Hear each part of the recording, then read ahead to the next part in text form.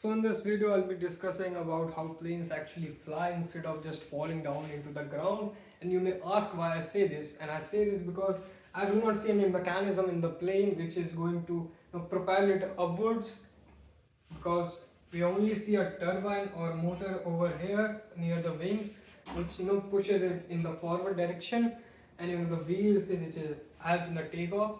But we do not see any kind of mechanism which is going to counter the gravity, which is going to act on its center of mass. So how does it actually fly? And try to explain it to you without using the Bernoulli's principle or the equation of continuity, and I'll try to make it as intuitive as possible. And to understand how this works, I'll take a very simple example, which we almost experience or we've seen in our life. That is, when we drive or are sitting in a four-wheeler, we actually we when at higher speeds we see the car shaking or turbulence. We kind of experience those things. And why does that happen, you may ask?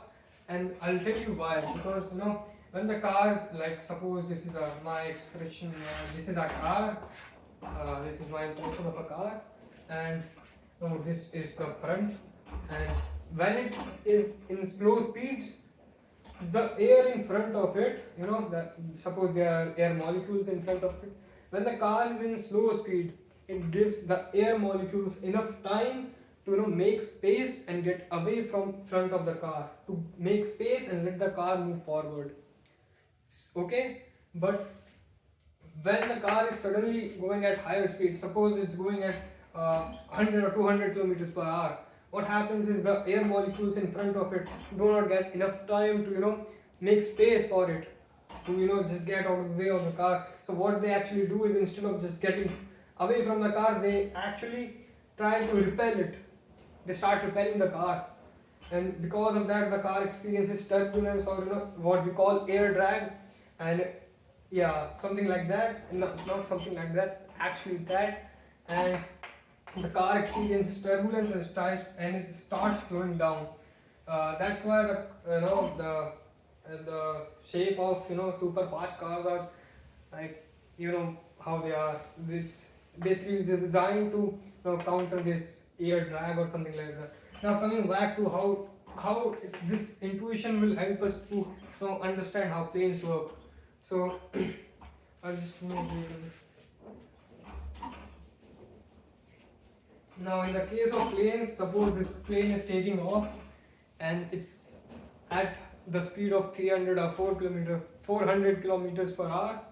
So now what happens is, the air molecules in front of the plane are not going to get enough time to get away from, to make space for the plane to move forward. And as a result, what they're gonna do is just going to repel it.